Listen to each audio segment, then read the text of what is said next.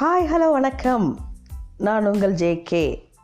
Welcome to தொழில் podcast. என்ன எல்லாரும் ரெடியா?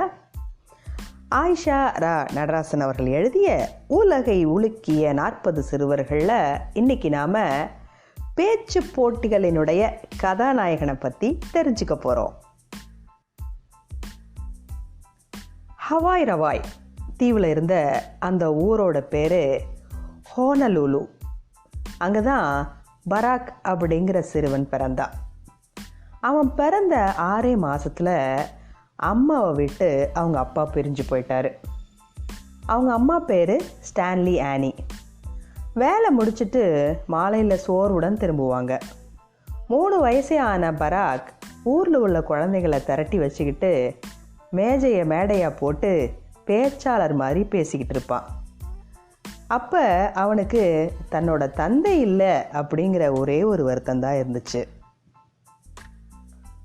விரைவிலேயே இந்தோனேஷியாவுக்கு இடம் மாறினான்.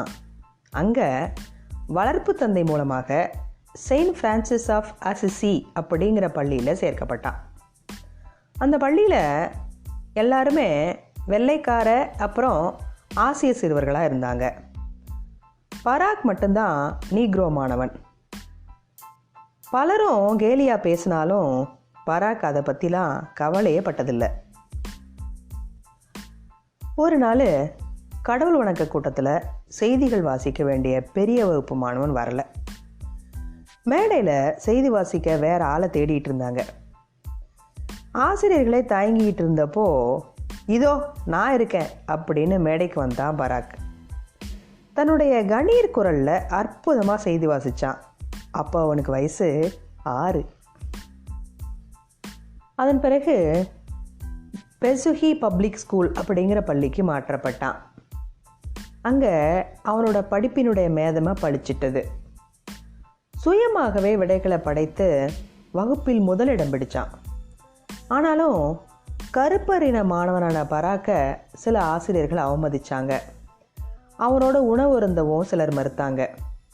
பராக் அதுக்கெல்லாம் துவண்டு போகவே இல்லை. பள்ளி அளவில் நடந்த பேச்சு போட்டியில் பங்கேற்றான். இனப்பாகுபாடு காட்டியவர்களை தன்னுடைய பேச்சாற்றலால் வெட்கி தலைகுனிய வச்சான். அப்போ அவனுக்கு வயசு 8. 10 வயசில் தாத்தா பாட்டியோட மீண்டும் ஹவாய் தீவுக்கே திரும்பினான். கல்வியில் சிறந்த மாணவனான அவன் புனாகோ பள்ளி அப்படிங்கிற கல்லூரி தயாரிப்பு பள்ளியில் சேர்ந்தான். பேச்சாற்றல் மூலமாக பல பரிசுகளும் பாராட்டுகளும் பெற்றான். கருப்பரின அடிமை முறைக்கு எதிரான குழுவில் இடம்பெற்று சமூக விடுதலை போராளியாக அறியப்பட்ட போது பராக்கோட வயசு 12. பள்ளி இறுதி ஆண்டில் பராக் பெற்ற மதிப்பெண்களும் மதிப்புகளும் சர்வதேச கல்வி உதவித்தொகையை பெற்று தந்துச்சு. உயர்கல்விக்காக அமெரிக்க பிரஜையாக அந்த நாட்டுக்குள் காலடி வச்சான். ஒப்பற்ற பேச்சாற்றல், சிறந்த கல்வி, நுணுக்கமான அரசியல் மற்றும் சமூக பார்வை ஆகியவற்றில் சிறந்து விளங்கிய அவர்தான் அமெரிக்காவின் முதல் கருப்பின ஜனாதிபதி பராக் ஒபாமா. அவரே அமைதிக்கான நோபல் பரிசும் பெற்றார்.